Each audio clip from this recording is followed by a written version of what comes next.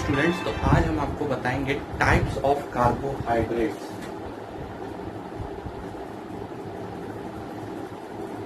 Types of carbohydrates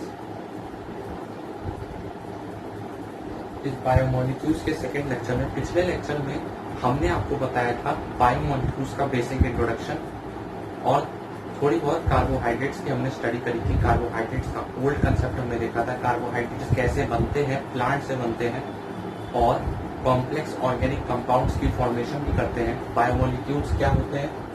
complex organic compounds that make up the living matter and are responsible for growth and maintenance of the living body are called biomolecules. ये सब हमने पढ़ रखा था पिछले lecture में, जो मैंने आपको बताया था। उसमें मैंने कार्बोहाइड्रेट की भी स्टडी बताई थी, कार्बोहाइड्रेट का ओल्ड कंसेप्ट, कि कार्बोहाइड्रेट का ओल्ड कंसेप्ट क्या है, उसमें क्या फ्लॉज थे, न्यू कंसेप्ट में क्या आया। जैसे हमने ओल्ड कंसेप्ट में पढ़ा था कि कार्बोहाइड्रेट इस फॉर्मूले को फॉलो करेगा। कार्बोहाइड्रेट्स का जनरल फॉर्मूला है C6H2O का 5, मतलब जितने भी कंपाउंड से कार्बोहाइड्रेट है वो इस फॉर्मूले में फिट बैठ जाएंगे। पर हमें पता चला कि रैमनोज नाम का एक कंपाउंड है, रैमनोज नाम का एक कंपाउंड है C6H12O5, जो इस फॉर्मूले में फिट ही नहीं बैठ रहा था, लेकिन तब भी ये कार्बोहाइड्रेट माना गया। एक्सपेरिमेंट से ही पता चला। दूसरा एक और कंपाउंड आपको मैं आज बताता हूँ, डीऑक्सीराइबोज। ये जब मैं आपको न्यूक्लिक एसिड पढ़ाऊंगा तब बताऊंगा डीऑक्सीराइबोज। इसका भी स्ट्रक्चर, इसका फॉर्मूला होता है C5H10O4। भाई हमने क्या पढ़ा था, कार्बोहाइड्रेट्स कैसे कंपाउंड होते हैं, compounds which are made of carbon, hydrogen and oxygen. अगर आप इस फॉर्मूले को इसमें बैठाने की कोशिश करेंगे तो C5H2O का 5 तो ये भी नहीं बैठ रहा है, यानी कि ये दोनों इस जनरल फॉर्मूले में नहीं बैठ रहे हैं, लेकिन तब भी ये कार्बोहाइड्रेट्स बनेगा। एक्सपेरिमेंट से भी पता चला। उसके बाद हमने मॉडर्न कंसेप्ट देखा कि कार्बोहाइड्रेट्स असल में होते क्या है। कार्बोहाइड्रेट्स क्या होते हैं? ऑप्टिकली एक्टिव पॉलीहाइड्रोक्सी एल्डिहाइड और पॉलीहाइड्रोक्सी कीटोन और the compounds which give these units on hydrolysis. मतलब ऐसे ऑप्टिकली एक्टिव कंपाउंड है जो जिनमें पॉलीहाइड्रोक्सी कीटोन है और पॉलीहाइड्रोक्सी एल्डिहाइड, मतलब जिसमें एक एल्डिहाइडिक ग्रुप है या फिर एक कीटोनिक ग्रुप है, उसे कहते हैं हम कार्बोहाइड्रेट्स। इसका हमने मॉडर्न कंसेप्ट पढ़ा था। आज हम टाइप्स ऑफ कार्बोहाइड्रेट्स में चलेंगे कि कार्बोहाइड्रेट्स किन किन टाइप्स के होते हैं। तो चलिए शुरू करते हैं। Types of carbohydrates.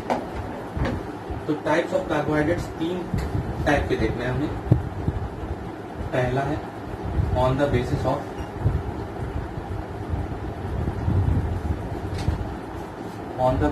Physical properties.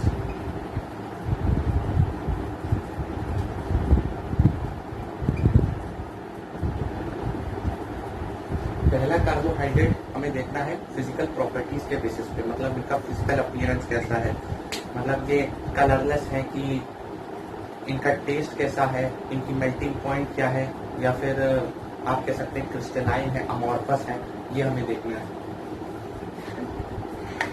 तो टाइप्स ऑफ कार्बोहाइड्रेट से पहला हमें पढ़ना है on the basis of physical properties. दूसरा हमें पढ़ना है ऑन द बेसिस ऑफ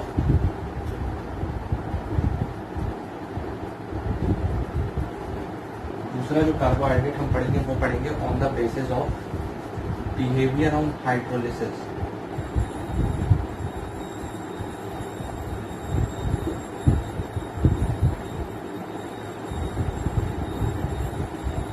जैसे कि मैंने आपको बताया था, जरूरी नहीं कार्बोहाइड्रेट वही हो जिनके अंदर पॉलीहाइड्रोक्सी कीटोन और पॉलीहाइड्रोक्सी एल्डिहाइड पहले से प्रेजेंट हो। कुछ ऐसे भी कंपाउंड होते हैं जिन्हें अगर आप पानी में घोलें तो भी ये वैसी यूनिट्स दे सकते हैं। तो ये वही है carbohydrates on the basis of behaviour of hydrolysis. Hydrolysis के बिहेवियर में हमें कैसे कार्बोहाइड्रेट मिलने वाले हैं, ये दूसरा बेसिस है।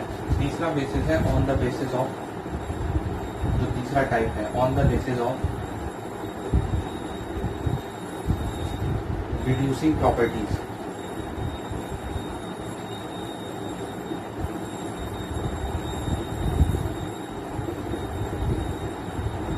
तो ये 3 टाइप्स के कार्बोहाइड्रेट हमें पढ़ने, पहला on the basis of physical properties, दूसरा on the basis of behaviour and hydrolysis, और तीसरा on the basis of reducing properties. Reducing properties का मतलब है कुछ ऐसे कार्बोहाइड्रेट्स होते हैं जो रिड्यूस होते हैं, मतलब कोई कार्बोहाइड्रेट है वो किसी रीजेंट को रिड्यूस करता है तो वो रिड्यूसिंग कार्बोहाइड्रेट है, और कोई कार्बोहाइड्रेट अगर रिड्यूस नहीं करता तो वो नॉन रिड्यूसिंग है। अब वो रीजेंट कौन सा है ये मैं आपको आगे बताऊंगा। इसमें हम एक पर्टिकुलर रीजेंट पे टेस्ट करेंगे, अगर वो उस रीजेंट को रिड्यूस कर देता है तो वो रिड्यूसिंग कार्बोहाइड्रेट बनेगा, और अगर वो नहीं कर पाता तो वो नॉन रिड्यूसिंग बनेगा। चलिए चलते हैं पहले बेसिस पे या पहले टाइप पे, ऑन द बेसिस ऑफ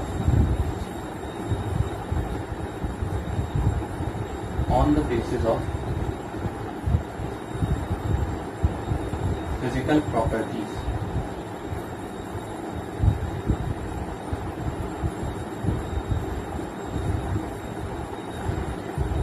तो इसमें हमें दो टाइप के पढ़ने हैं, पहला है शुगर्स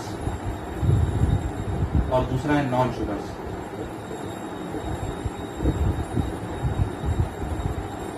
कार्बोहाइड्रेट्स का जो पहला बेसिस है फिजिकल प्रॉपर्टीज के बेसिस पे जो हमें कार्बोहाइड्रेट्स पढ़ने, वो दो तरह के, एक है शुगर्स, एक है नॉन शुगर्स। शुगर्स क्या होते हैं? शुगर्स क्या होते हैं? कार्बोहाइड्रेट्स ये होते हैं कलरलेस होते हैं, स्वीट इन टेस्ट होते हैं, और स्वीट इन टेस्ट होते हैं, सॉल्युबल होते हैं वाटर में, और क्रिस्टलाइन सॉलिड्स होते हैं। सब शुगर्स की बात कर रहा हूं मैं। शुगर्स भी कार्बोहाइड्रेट्स का एक टाइप होता है। क्रिस्टलाइन सॉलिड्स होते हैं, यहाँ तक कि इनका मेल्टिंग पॉइंट भी बहुत अच्छा खासा होता है, शार्प मेल्टिंग पॉइंट, मतलब high melting point. Chemical term sharp use कर देते हैं। ठीक है, तो ये होते हैं शुगर्स। शुगर्स क्या होते हैं? फिजिकल अपीयरेंस में जो कलरलेस हो, जिनका कोई कलर ना हो, स्वीट इन टेस्ट हो, टेस्ट में मतलब स्वाद में स्वीट हो, सॉल्युबल इन वाटर, पानी में सॉल्युबल हो, क्रिस्टलाइन सॉलिड्स हो। क्रिस्टलाइन सॉलिड्स क्या होते हैं? आपने सॉलिड स्टेट अगर पढ़ा होगा तो आपने दो तरह के सॉलिड पढ़े होंगे, पढ़ा होगा क्रिस्टलाइन और पढ़ा होगा अमॉर्फस। क्रिस्टलाइन सॉलिड्स क्या होते हैं? ऐसे सॉलिड्स जिनका डेफिनिट अरेंजमेंट होता है, डेफिनिट अरेंजमेंट, ये होते हैं क्रिस्टलाइन सॉलिड्स, जिनका एक डेफिनिट अरेंजमेंट होता है। जैसे कि मान लीजिए एक एटम ये है, एक एटम ये, एक एटम ये, फिर उसके बाद एक नीचे एक एटम, इसके नीचे एक एटम, इसके नीचे एक एटम, उसके बाद इसके नीचे एक एटम, इसके नीचे एक एटम, इसके नीचे एक एटम, और ये अरेंजमेंट चलता जाएगा। ये अरेंजमेंट नीचे तक फैलता जाएगा, तो इसे कहते हैं क्रिस्टलाइन सॉलिड्स। तो यही होते हैं sugars on the basis of physical properties. दो टाइप के होते हैं, शुगर्स और नॉन शुगर। शुगर्स क्या होते हैं? जो कलरलेस हो, टेस्ट में स्वीट हो, पानी में सॉल्युबल हो, क्रिस्टलाइन सॉलिड्स हो, शार्प मेल्टिंग पॉइंट हो। एग्जाम्पल के लिए शुगर्स में हम देते हैं, फॉर एग्जाम्पल काम करता हूँ मैं नॉन शुगर्स को हटा के यहाँ शुगर्स लिख देता हूँ, उसके बाद नॉन शुगर्स की स्टडी करेंगे। शुगर्स के एग्जाम्पल के लिए, फॉर एग्जाम्पल नोट में ये बात जाएगी, अगर आप नोट्स बना रहे हैं तो उसमें आप एक बात डाल सकते हैं, वैसे तो आपको डालनी चाहिए। शुगर्स में क्या होता है? जैसे ग्लूकोज, फ्रक्टोज और माल्टोज, लैक्टोज,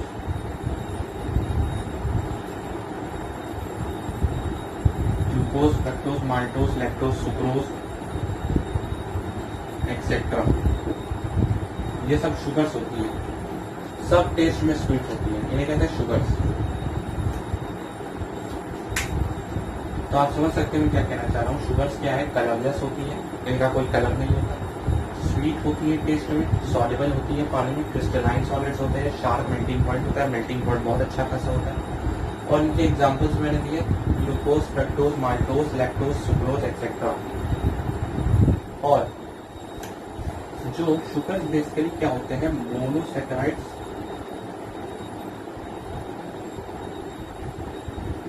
और ओलिगोसैकेराइड्स।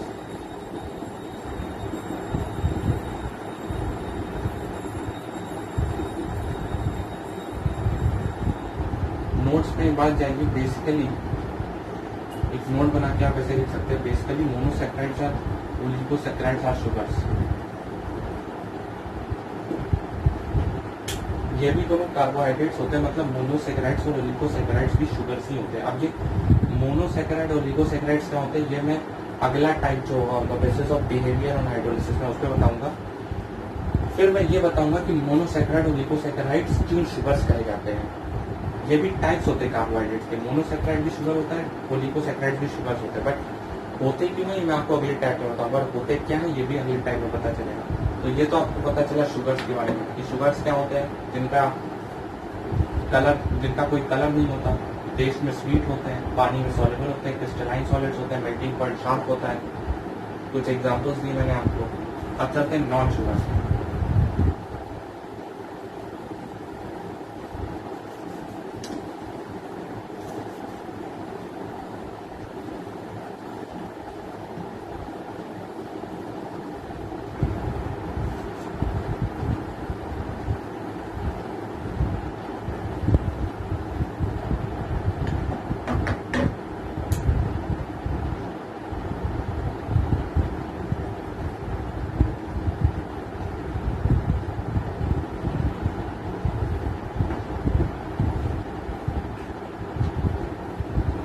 नॉन शुगर्स क्या होते हैं, नॉन शुगर्स में जो शुगर्स है, शुगर्स की जो प्रॉपर्टीज है उसका बिल्कुल उल्टा है, बस एक सिमिलैरिटी होती है, नॉन शुगर्स भी कलरलेस होते हैं।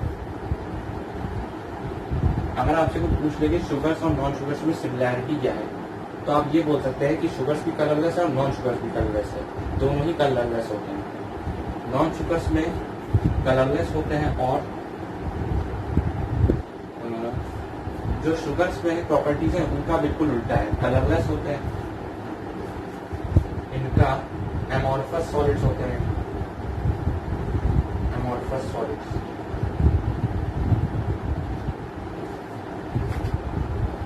स्प्रैंगली सॉल्युबल नहीं होता, पानी में सॉल्युबल ही नहीं होते।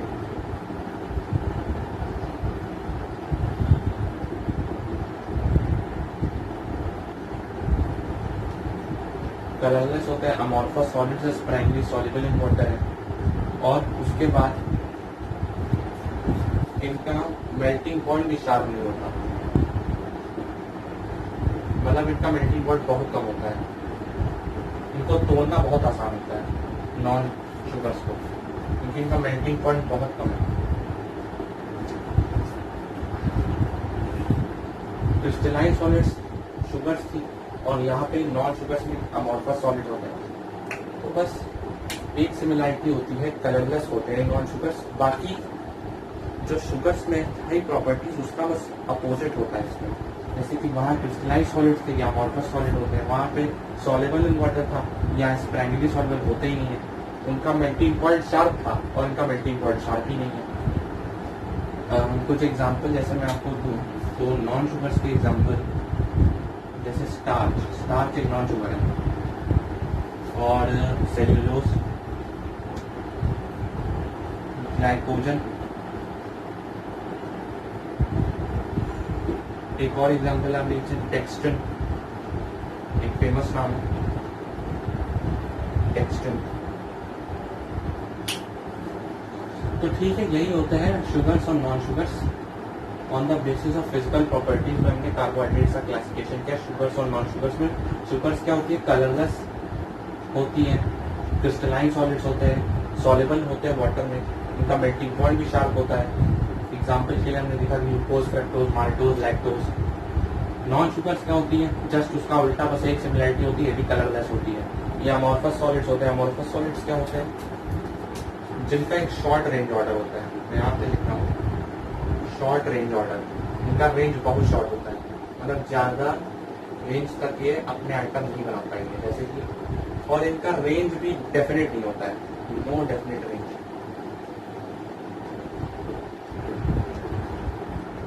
जैसे क्रिस्टलाइन सॉलिड्स क्या होते थे, जैसे क्रिस्टलाइन सॉलिड्स क्या होते थे, लॉन्ग रेंज ऑर्डर, उनका डेफिनेट रेंज भी होता था। इसमें तो कभी ये उसके बाद कहीं मान लीजिए ऐसा आइटम बन रहा है, फिर ऐसा बन रहा है, उसके बाद ऐसा, फिर ऐसा ऐसा ऐसा ऐसा ऐसा, और इनका रेंज बहुत शॉर्ट होता है। ये है क्रिस्टलाइन सॉलिड।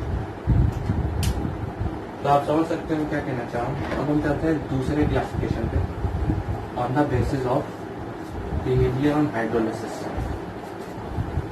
ये तो पहला क्लासिफिकेशन हो गया, on the basis of physical properties. क्या हमने उसकी फिजिकल प्रॉपर्टीज पढ़ी, कलरलेस है, शेप कैसा है, स्ट्रक्चर कैसा होता है, बेंडिंग पॉइंट कैसा है, क्रिस्टलाइन सॉलिड है कि अमॉर्फस है, पानी में सॉल्युबल होते हैं कि नहीं।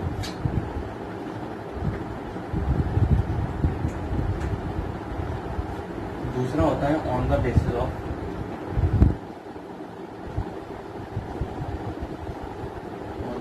Of behaviour on hydrolysis.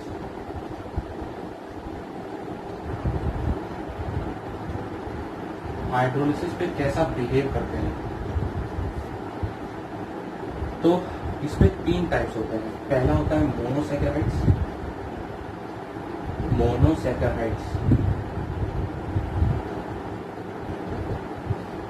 दूसरा होता है डाइसैकेराइड्स, नहीं सॉरी, दूसरा होता है ओलिगोसैकेराइड्स।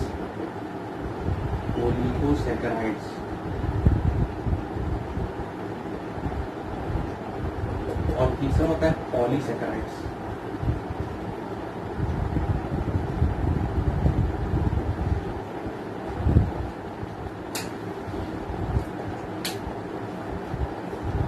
अगर आपको याद हो तो मैंने आपको ये भी बताया था कि कार्बोहाइड्रेट्स को सैकेराइड्स भी कहा जाता है।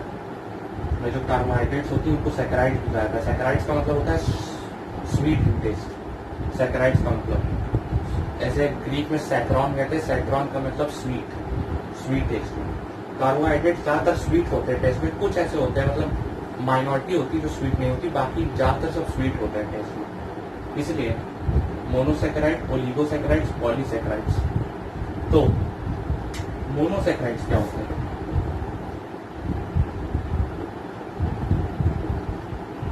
What are monosaccharides? मोनोसैकेराइड ऐसे सैकेराइड्स होते हैं जिनका अगर हम हाइड्रोलिसिस कर दें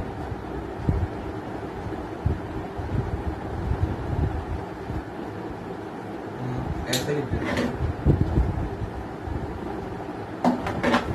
ये कुछ ऐसे कंपाउंड्स होते हैं monosaccharides. Compounds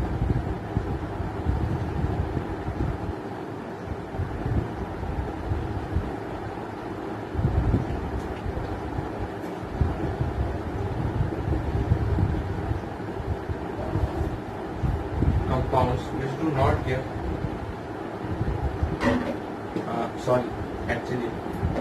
compounds which do not further hydrolyze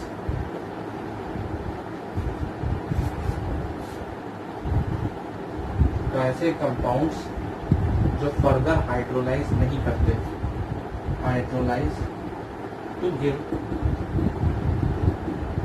simpler unit of, to give simpler monosaccharide unit. Compounds which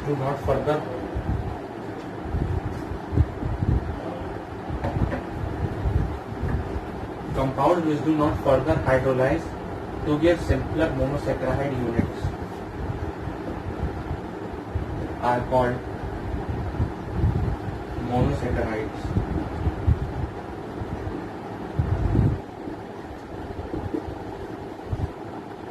ठीक है, तो मोनोसैकेराइड ऐसे कंपाउंड होते हैं जिनको अगर हम हाइड्रोलाइज कर भी दें तो वो कार्बोहाइड्रेट नहीं देंगे। मतलब जैसे कि अगर मैं आपको एक चीज बताऊं तो कार्बोहाइड्रेट्स क्या होते हैं, पॉलीहाइड्रोक्सी एल्डिहाइड और पॉलीहाइड्रोक्सी कीटोन या फिर कंपाउंड्स जो हाइड्रोलिसिस पे ये सब थे, ये वही क्लासिफिकेशन है कि हाइड्रोलिसिस पे क्या होता है। मोनोसैकेराइड्स क्या होते हैं, ऐसे होते हैं जो पहले से ही कार्बोहाइड्रेट होते हैं। मोनोसैकेराइड्स ऐसे कंपाउंड्स हैं जो पहले से ही कार्बोहाइड्रेट है, उनको हाइड्रोलाइज करने की जरूरत ही नहीं है। उनका अगर हाइड्रोलाइसिस कर दिया जाए तो वो सिंपलर मोनोसैकेराइड यूनिट नहीं देंगे। मतलब ये एक्चुअली हाइड्रोलाइज करते ही नहीं है, इनके पास पहले ही एल्डिहाइड और कीटोन होते हैं, पॉलीहाइड्रोक्सी एल्डिहाइड और कीटोन, ऐसे कंपाउंड्स आप समझ लीजिए जिनके पास पहले से ही पॉलीहाइड्रोक्सी एल्डिहाइड और पॉलीहाइड्रोक्सी कीटोन्स की यूनिट हो और जिनको फर्दर हाइड्रोलाइज करने की कोई जरूरत ही नहीं, उन्हें कहते हैं मोनोसैकेराइड। जैसे एग्जाम्पल्स के लिए मैं आपके दे दूं, एग्जाम्पल्स में कहूँ ग्लूकोज, भाई ग्लूकोज पहले से कार्बोहाइड्रेट है, C6H12O6। फ्रक्टोज ये भी पहले से कार्बोहाइड्रेट है। अब आप यहाँ ये मत बोल दीजिएगा सुक्रोज तो हाइड्रोलाइज करेंगे तब जाके वो कार्बोहाइड्रेट बनता है। सुक्रोज को जब हाइड्रोलाइज करेंगे तब तब एक ग्लूकोज और एक फ्रक्टोज का मॉलिक्यूल मिलता है। सुक्रोज मोनोसैकेराइड नहीं होता क्योंकि उसको हाइड्रोलाइज करने की जरूरत पड़ती है ना। मोनोसैकेराइड तो ऐसे होते हैं जिनको हाइड्रोलाइज करने की जरूरत ही नहीं है। एक और कंपाउंड होता है राइबोज, इसके बारे में आप तब पढ़ेंगे जब मैं आपको न्यूक्लिक एसिड की स्टडी करूंगा। ये जितने भी हैं राइबोज, डीऑक्सीराइबोज, इन सब की स्टडी हम न्यूक्लिक एसिड्स में करेंगे। मोनोसैकेराइड्स तो आप समझ के होंगे मोनोसैकेराइड्स क्या होते हैं, ऐसे कंपाउंड्स जो फर्दर हाइड्रोलाइज नहीं करते, जिनके पास पहले से ही पॉलीहाइड्रोक्सी एल्डिहाइड, पॉलीहाइड्रोक्सी कीटोन होते हैं, उन्हें कहते हैं monosaccharides. Example glucose, fructose, ribose. एक फैक्ट आप लिखिए ना, एक फैक्ट यहाँ पे मैं लिख देता हूँ।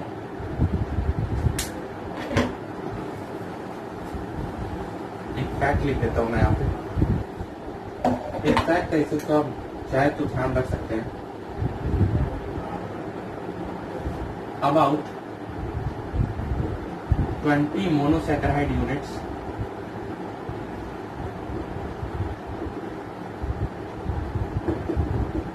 are known to occur in nature.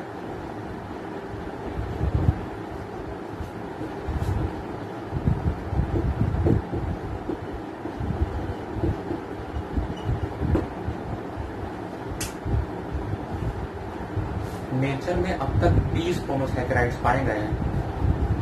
मतलब पूरी दुनिया में, पूरे वर्ल्ड में अब तक सिर्फ 20 मोनोसैकेराइड यूनिट्स पाई गई है। मतलब ऐसे यूनिट्स जिनको हाइड्रोलाइज करने की जरूरत ही नहीं है, वो पहले से ही कार्बोहाइड्रेट है, उनके पास पहले से ही पॉलीहाइड्रोक्सी एल्डिहाइड और पॉलीहाइड्रोक्सी कीटोन है। अब तक 20 मोनोसैकेराइड यूनिट्स पाए गए हैं नेचर में। बहुत कम है वैसे नेचर में, क्योंकि ज्यादातर जो होते हैं वो मिक्सचर होते हैं। ज्यादातर, बहुत कम ऐसे होते हैं जो पहले से ही मतलब उनके पास पॉलीहाइड्रोक्सी एल्डिहाइड और पॉलीहाइड्रोक्सी कीटोन, ज्यादातर मिक्सचर होते हैं। तो चलिए चलते हैं हम दूसरी क्लास में।